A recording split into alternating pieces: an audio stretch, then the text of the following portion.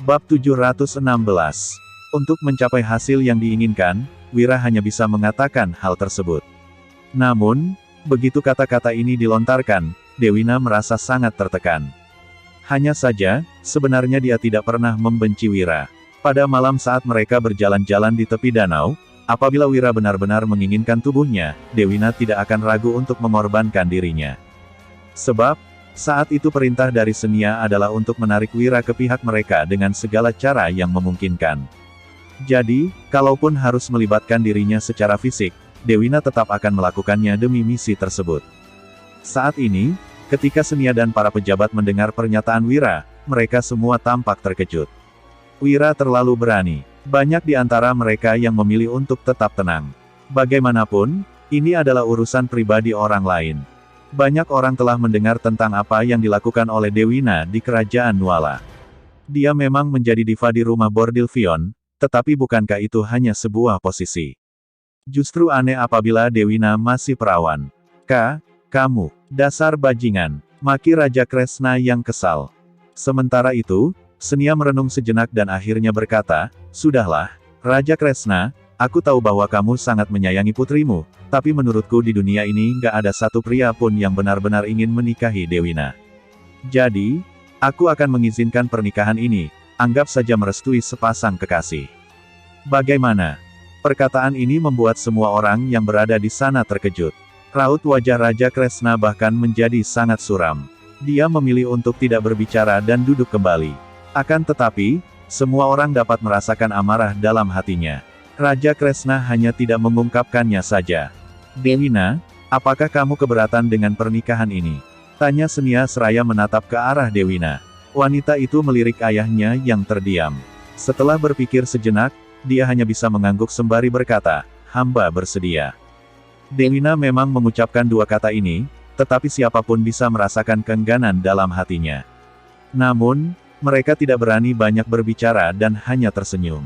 Masalah ini pun berlalu begitu saja. Wira juga merasa cukup senang karena berhasil menyelesaikan tugasnya. Tak lama kemudian, perjamuan telah berakhir. Setelah Senia pergi, banyak duta yang datang untuk mengucapkan selamat kepada Wira. Rendra juga datang dan berbicara pelan, "Orang itu sudah setuju. Dia akan mencarimu malam ini." Setelah mendengar itu, Wira hanya mengangguk tanpa berkomentar apapun. Usai meninggalkan tempat itu, Wira langsung menuju istana. Dia telah menyelesaikan tugasnya dengan cukup rapi hari ini dan dapat dianggap telah mencapai sesuatu. Saat ini, Wira menarik napas dalam-dalam dan menunggu dengan sabar di ruang kerja. Di tengah malam, seiring terdengarnya suara, Wira pun membuka matanya. Danu dan Mandra yang berdiri di belakangnya juga mendengar suara itu. Mereka pun segera berjaga-jaga dengan melihat ke arah pintu. Segera setelah itu, pintu ruang kerja tampak terbuka dan Raja Kresna berjalan masuk.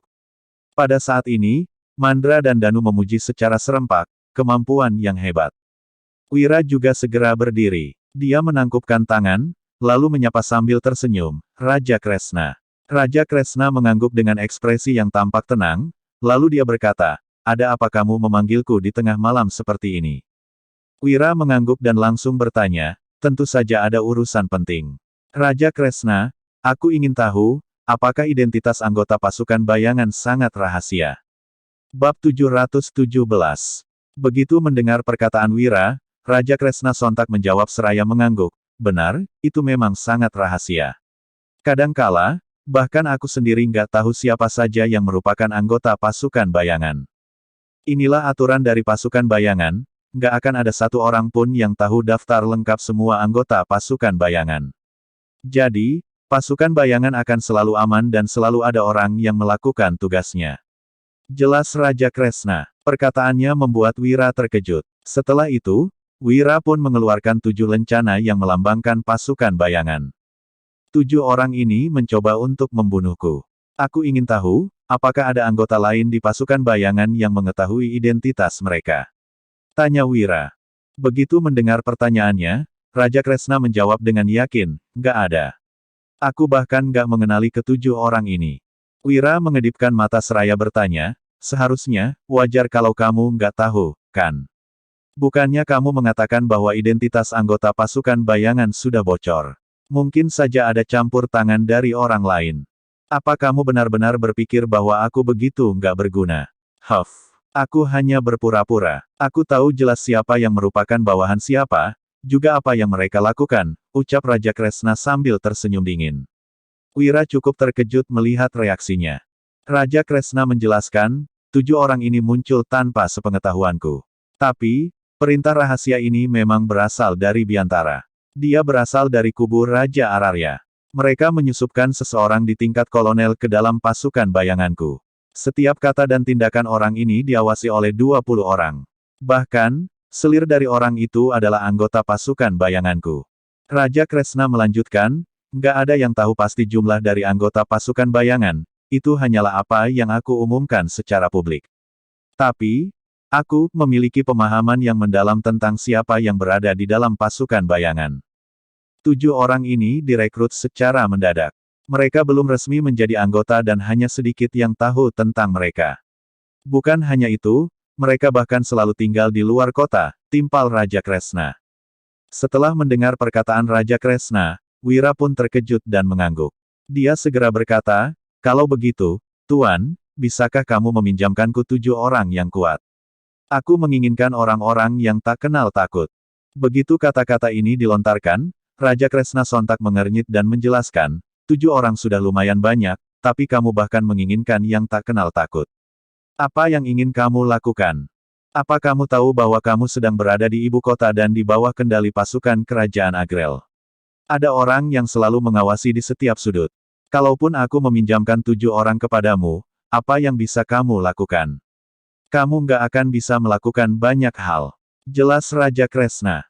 Perkataan Raja Kresna bukanlah candaan. Kekuatan pasukan kerajaan Agrel memang sangat menakutkan. Wira memicingkan matanya dan merasa cukup terkejut, tetapi dia tahu bahwa ini adalah hal yang normal.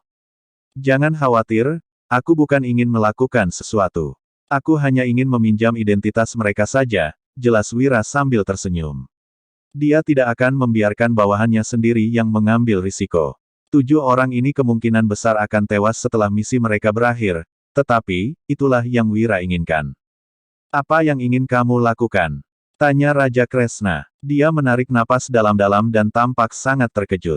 Wira jelas ingin melakukan sesuatu dengan meminjam 7 anggota pasukan bayangan yang tak kenal takut. Meskipun tidak tahu apa yang bisa dilakukan oleh Wira di ibu kota ini, dia tetap ingin mendengarnya. Aku ingin membunuh Biantara. Jawab Wira. Raja Kresna sangat terkejut mendengarnya. Membunuh Biantara. 7 orang ini mungkin sudah mati sebelum bisa mendekati Biantara. Juga, apa kamu tahu siapa Biantara? Dia adalah ahli bela diri yang sangat berbakat di antara yang terbaik di dunia ini. Kalau kamu ingin menukar nyawa 7 orang dengan nyawa Biantara, itu benar-benar tindakan yang sangat bodoh, jelas Raja Kresna. Akan tetapi, Wira malah tersenyum. Dia berkata dengan acuh tak acuh, aku nggak akan membunuhnya sendiri. Aku akan membuat Raja Ararya yang melakukannya. Perkataan Wira membuat Raja Kresna terkejut. Dia pun menatap Wira sembari tak kuasa bertanya. Apakah kamu memiliki rencana?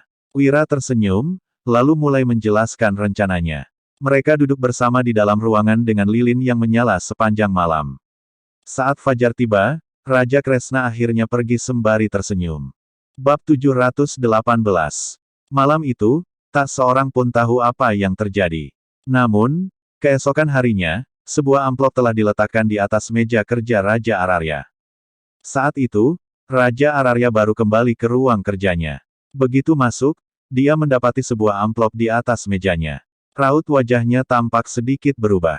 Dia keluar dari ruangan untuk bertanya pada pengawal di pintu masuk, apa kalian melihat ada orang yang masuk ke ruang kerjaku? Yang mulia, kami tidak melihat siapapun, jawab pengawal di pintu. Setelah mendengar itu, Raja Ararya kembali ke ruang kerjanya dan mengambil surat tersebut. Setelah ragu sejenak, dia pun membuka amplopnya. Saat melihat isi surat itu, ekspresinya langsung berubah. Biantara berkhianat, dia berkomplot dengan Ibu Suri. Harap berhati-hati, Yang Mulia. Kurung siku tutup. Surat ini hanya berisi 1 kalimat, tetapi kata-kata itu membuat Raja Ararya terkejut. Dia mengernyit dan segera berkata, trik yang amat buruk. Usai berkata demikian, Raja Ararya segera membakar surat tersebut, lalu berseru, pengawal, suruh Gilang datang. Setelah itu, pengawal yang selalu siap sedia di luar segera mematuhi perintahnya. Tak lama kemudian, seorang pemuda berjalan masuk dan menyapa dengan hormat, "Ayah, kamu memanggilku." Orang yang datang tak lain adalah putra Raja Ararya, Gilang. "Gilang, tadi ayah menerima surat yang entah dikirim oleh siapa. Di dalamnya, tertulis bahwa Biantara berkhianat dan berkomplot dengan Ibu Suri. Apa pendapatmu tentang hal ini?" Tanya Raja Ararya secara langsung seraya menatap putranya. Gilang sontak mendengus dingin, lalu berkata, "Ayah, ini sangat jelas adalah trik orang lain. Jangan mempercayainya."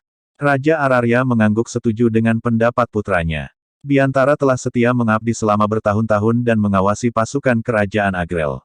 Dia tidak mungkin akan berkhianat. Namun, Raja Ararya masih sangat bingung. Siapa yang akan mengirimkan surat ini kepadanya? Gilang? Meskipun ayah juga nggak percaya bahwa Biantara akan berkhianat, tapi ayah sangat kebingungan. Siapa yang bisa mengantarkan surat ini kepadaku dengan mudah? Menurutmu, apakah Ibu Suri, Giandra, Raja Kresna, atau Raja Byakta? Tanya Raja Ararya dengan tatapan penuh keraguan. Setelah mendengarkan ayahnya, Gilang pun merenung sejenak sebelum menjawab perlahan, meskipun Ibu Suri cukup hebat, dia selalu dikenal sebagai sosok yang lemah. Para pejabat sipil dan militer tunduk kepadanya. Tapi, dia sebenarnya nggak memiliki kekuatan yang besar. Gilang menimpali, meskipun mendiang Raja Tanui sangat setia kepadanya dulu, kini dengan adanya Wira, Giandra juga sudah mulai menunjukkan sikap yang berlawanan. Dia sudah berulang kali berselisih dengan Ibu Suri. Memang benar masih memungkinkan, tapi Giandra hanya memiliki pengaruh di perbatasan. Dia seharusnya nggak memiliki kekuatan untuk melancarkan operasi semacam ini di dalam ibu kota. Kalau Raja Kresna, meskipun dia memimpin pasukan bayangan, ada banyak bawahan kita yang bergabung menjadi anggotanya, jelas Gilang. Menurutku seharusnya bukan dia yang melakukan ini. Jadi, aku curiga bahwa Raja Byakta mungkin adalah dalang di balik semua ini. Saat Gilang selesai berbicara, Raja Ararya tampak mengangguk. Pendapatmu sama denganku. Kemungkinan besar ini adalah ulah Raja Byakta. Alasan Raja Ararya memiliki pemikiran ini sebenarnya sangat sederhana. Senia tidak memiliki kemampuan tersebut, begitu pula dengan Giandra. Raja Kresna mungkin memiliki kemampuan itu, tetapi dia selalu bermain aman. Dia bahkan tidak pernah menyerang Raja Ararya saat dia terlibat dalam masalah. Saat Raja Ararya berkuasa, dia juga tidak pernah mendekatinya. Selain itu, dia pasti tidak akan tunduk kepada Senia, apalagi ada masalah tentang rahasia itu. Satu-satunya orang yang pantas dicurigai adalah Raja Byakta. Dia sangat kaya raya. Apabila benar-benar memiliki niat, Raja Byakta mungkin bisa menempatkan seseorang di kediamannya. Raja Ararya merenung sejenak, lalu berkata, "Abaikan saja. Periksa pelayan di kediaman kita dengan ketat. Kita harus mengungkap siapa mata-mata yang bersembunyi di kediaman. Selain itu, kita juga harus mengawasi Biantara." Bab 719. Usai mendengar itu, Gilang pun mengangguk seraya berkata, "Perkataan ayah benar. Meskipun sangat percaya pada Biantara, kita tetap harus waspada." Kemudian, pada saat itu, pengawal di luar melaporkan, "Yang mulia, Tuan Biantara ingin bertemu dengan Anda." Raja Ararya dan putranya saling memandang. Setelah itu, Raja Ararya pun mengangguk seraya berkata, "Biarkan dia masuk." Biantara tidak tahu apa yang sedang terjadi. Begitu masuk ke ruang kerja dan melihat Raja Ararya dan Gilang, dia segera menyapa dengan hormat, "Yang mulia, Pangeran." Raja Ararya berkata sambil tersenyum, "Biantara, kamu datang pagi-pagi sekali. Ada apa?" Biantara segera menjawab, "Yang mulia, hari ini ada kabar dari istana bahwa hari pemujaan leluhur akan segera tiba. Ibu Suri berharap pasukan kerajaan Agrel bisa menangani acara tersebut." Raja Ararya mengangguk sembari berkata, "Benar, biasanya urusan semacam ini memang ditangani oleh pasukan kerajaan Agrel." Biantara berkata sambil tersenyum, "Kalau begitu, hamba akan melaporkannya ke istana." Usai mengatakan itu, Biantara tidak terlalu memikirkannya. Sebab, urusan semacam ini memang selalu diurus oleh pasukan kerajaan Agrel. Namun, tiba-tiba Gilang berkata, "Ayah, bagaimana kalau aku menemani Biantara ke sana?" Raja Ararya tertegun sejenak, tetapi dia segera memahami maksud putranya. Biantara juga terkejut, tetapi dia hanya merasa bahwa Gilang mungkin ingin meringankan beban ayahnya. Raja Araria berkata, baiklah, kamu bisa membantu Tuan Biantara untuk mengurus hal ini. Setelah mendengar kata-kata itu, Gilang sontak berkata sambil tersenyum, Tuan Biantara, ayo kita pergi. Pangeran, silakan, ucap Biantara seraya tersenyum. Kemudian, keduanya pun berangkat ke istana. Pada saat ini, Senia sedang bermain dengan Kaisar Cilik. Ketika melihat Biantara dan Gilang datang bersama, dia pun berkata sambil tersenyum, upacara pemujaan leluhur memang penting, tapi untuk apa keponakanku sampai datang kemari? Biasanya Tuan Biantara akan mengurus semuanya. Aku juga cukup puas dengan hasil kerjanya. Jika membahas tentang hierarki, Senia dan keempat raja memiliki status yang setara. Itu sebabnya, Gilang bisa dianggap sebagai keponakannya. Mendiang Kaisar adalah kakak dari para raja. Ketika berbincang secara pribadi, Senia seringkali memanggilnya seperti itu. Hal ini berlaku pula untuk Giandra.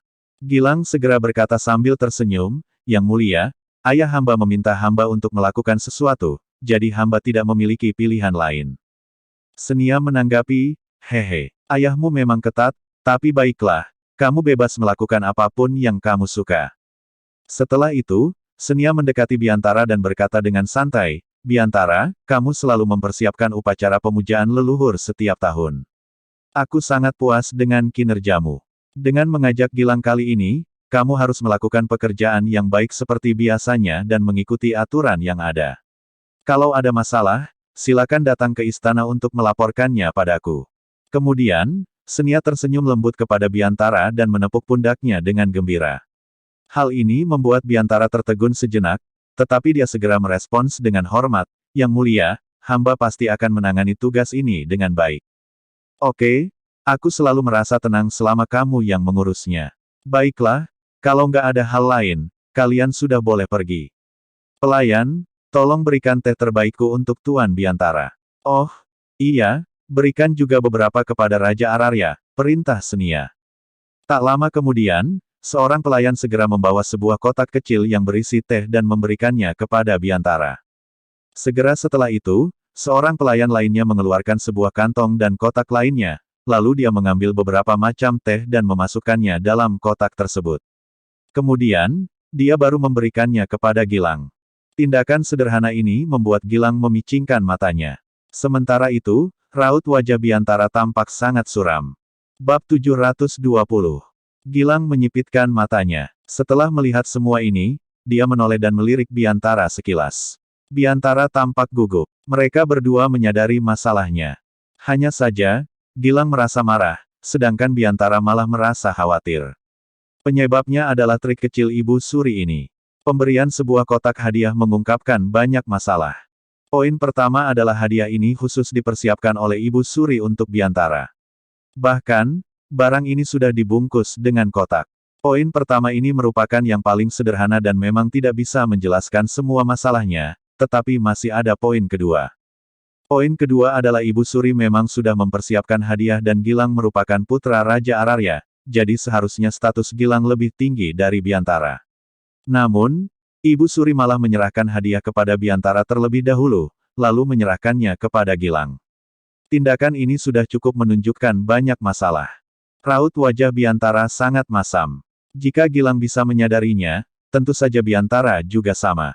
Arah maksud Ibu Suri. Jangan-jangan, Ibu Suri berniat menghasut dirinya dan Raja Araria. Tidak masalah jika Ibu Suri melancarkan siasat yang rumit. Masalahnya, ini hanya trik kecil. Biasanya, trik seperti ini yang bisa menunjukkan niat seseorang. Kebenaran sering ditemukan dalam hal-hal yang detail. Ini adalah prinsip yang diyakini Biantara. Pada dasarnya, hal yang lebih besar pasti direncanakan dengan cermat.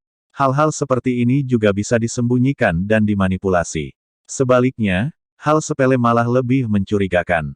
Saat ini, sudah jelas Ibu Suri menggunakan trik kecil untuk memicu konflik. Biantara ingin menjelaskan, tetapi, dia tidak tahu bagaimana caranya. Apalagi saat melihat tatapan Gilang yang muram, Biantara menjadi gugup. Ibu Suri diam-diam merasa senang ketika melihat ekspresi Biantara dan Gilang. Kala ini, hadiah untuk Gilang juga sudah selesai dibungkus. Ibu Suri tersenyum dan berkata, Gilang, ini untukmu. Sampaikan salamku untuk ayahmu. Gilang tersenyum dan menyahut, terima kasih, Ibu Suri. Kemudian, Gilang mengambil hadiah itu, lalu pergi. Sementara itu, Biantara juga mengambil hadiah dan mengikuti di belakang Gilang. Ekspresi Gilang tidak terlihat senang ataupun marah. Dia menyembunyikan perasaannya dengan baik tadi. Namun, Biantara yang jeli tentu menyadari bahwa raut wajah Gilang sangat masam. Biantara pun merasa khawatir. Biantara mencoba mencari tahu pemikiran Gilang dengan berucap, "Tuan Gilang, mungkin saja hari ini Ibu Suri merasa senang makanya dia memberikan hadiah." Biasanya, dia nggak pernah mendengar ucapan Biantara. Gilang tertawa dan menyela, "Mungkin memang begitu." Jawaban Gilang yang singkat membuat raut wajah Biantara makin masam. Biantara segera menjelaskan, "Tuan Gilang, aku merasa sepertinya Ibu Suri akan bertindak. Tindak tanduk Ibu Suri hari ini jelas-jelas bertujuan untuk menghasut kita. Tuan Gilang, jangan terjebak." Biantara bukan mengada-ada, ini adalah kenyataan yang tak terbantahkan. Biantara tahu mungkin tidak ada gunanya membicarakan hal ini sekarang dan masalah ini masih membutuhkan penjelasan. Namun, dia harus mengatakannya. Jika tidak, kemungkinan Gilang akan curiga.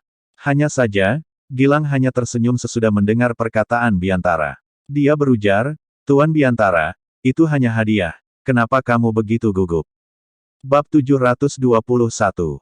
Gilang melanjutkan, "Waktu ayahku memberimu posisi kepala eksekutor, bukannya dia juga bilang itu hanya hadiah?" Setelah itu, Gilang langsung berjalan masuk ke kediaman Raja Ararya. Ekspresi Biantara menjadi masam begitu mendengar ucapan Gilang. Biantara tahu dirinya telah menjadi target siasat mematikan. Tujuannya adalah memicu kecurigaan Raja Ararya kepada Biantara.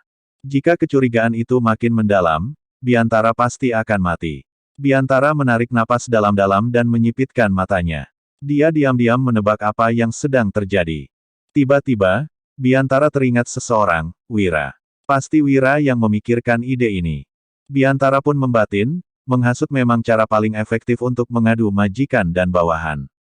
Tapi, Raja Ararya nggak akan berbuat apa-apa kepadaku hanya karena merasa curiga. Bagaimanapun, aku sudah mengabdi kepada Raja Ararya selama bertahun-tahun dan kesetiaanku nggak perlu diragukan lagi. Biantara menarik napas dalam-dalam. Setelah mempertimbangkannya, dia baru merasa tenang. Sementara itu, Gilang yang kembali ke kediaman Raja Ararya masuk ke ruang kerja ayahnya. Dia menceritakan semuanya kepada Raja Ararya. Raut wajah Raja Ararya menjadi muram setelah mendengar cerita Gilang. Raja Ararya memenungkan masalah ini dan jari-jarinya mengetuk meja. Kemudian, Raja Ararya berucap, "Gilang, menurutmu, apa mungkin ini trik Ibu Suri? Bisa jadi, dia bekerja sama dengan Wira untuk menghasut kita." Raja Ararya masih berpikir secara rasional. Bagaimanapun, dia merasa ada yang aneh dengan masalah ini. Gilang mengangguk sesudah mendengar tanggapan Raja Ararya, lalu berkomentar, "Ayah, aku juga sependapat. Kemungkinan besar ini trik Ibu Suri, tapi aku sudah mengingatkan Biantara." Raja Ararya mengangguk dan menimpali, "Nggak ada salahnya kamu mengingatkan dia. Kadangkala, terlalu membebaskan seseorang bukan hal yang baik. Lagi pula, trik Ibu Suri ini malah akan membuat Biantara makin menunjukkan kesetiaannya." Raja Ararya melanjutkan, "Hanya saja, bisa-bisanya Ibu Suri memainkan sandiwara yang begitu buruk. Benar-benar konyol, apa dia menganggap aku itu anak kecil?" Raja Ararya menyipitkan matanya dan ekspresinya menjadi dingin. Gilang juga berpikiran sama karena hal ini begitu kebetulan. Sebenarnya, tadi Gilang juga merasa sangat kesal. Namun, setelah merenungkannya, dia pun menebak bahwa ini adalah trik Ibu Suri. Apabila Ibu Suri memang berhubungan dengan Biantara, seharusnya Ibu Suri menghindar dan bukan bersikap begitu ramah. Kalau tidak, bukankah rahasia mereka akan ketahuan? Raja Ararya berpesan, "Tapi, Gilang, tetap utus seseorang untuk mengawasi Biantara dengan ketat. Sekalipun Ibu Suri hanya bersandiwara, dia juga berniat untuk merekrut Biantara. Apa kamu mengerti?" Gilang mengiyakannya, dia tentu memahami ucapan ayahnya. Di sisi lain, Wira menyuruh Danu dan lainnya membeli beberapa barang berharga di ibu kota.